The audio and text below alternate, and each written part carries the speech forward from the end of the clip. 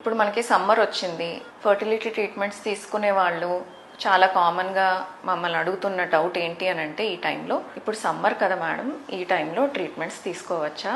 ఈ టైంలో ట్రీట్మెంట్స్ తీసుకుంటే మా ఫ్రెండ్స్ చెప్పారు సక్సెస్ రేట్ తక్కువ ఉంటుంది అండ్ ఈ టైంలో ట్రీట్మెంట్స్ అవాయిడ్ చేయడమే బెటర్ అని చాలామంది అడుగుతూ ఉంటారు. అది కరెక్టేనా అంటే కాదనే చెప్పాలి. ఎందుకు అంటే ఇది వరకు రోజుల్లో మనకి ఫర్టిలిటీ ట్రీట్మెంట్స్కి వాడే ఇంజెక్షన్స్ కానివ్వండి, మందులు కానివ్వండి, అవి టెంపరేచర్ మెయింటైన్ చేయడం అనేది చాలా కష్టంగా ఉండేది. ఈ ఇంజెక్షన్స్ అవి చాలా లో టెంపరేచర్స్లో పెట్టుకోవాలి. పవర్ కట్స్ వల్లనో లేకపోతే మనకి బ్యాకప్స్ లేకపోవడం మూలానో ఇది వరకు రోజుల్లో ఆ టెంపరేచర్ మెయింటైన్ చేయడానికి ఇబ్బంది అయ్యి ల్యాబ్ని ఒక 1-2 months క్లోజ్ చేసేవాళ్ళు. ఎందుకంటే ఇంజెక్షన్స్ కరెక్ట్ టెంపరేచర్ మెయింటైన్ కాకపోతే దాని ఎఫెక్ట్ పోతుంది.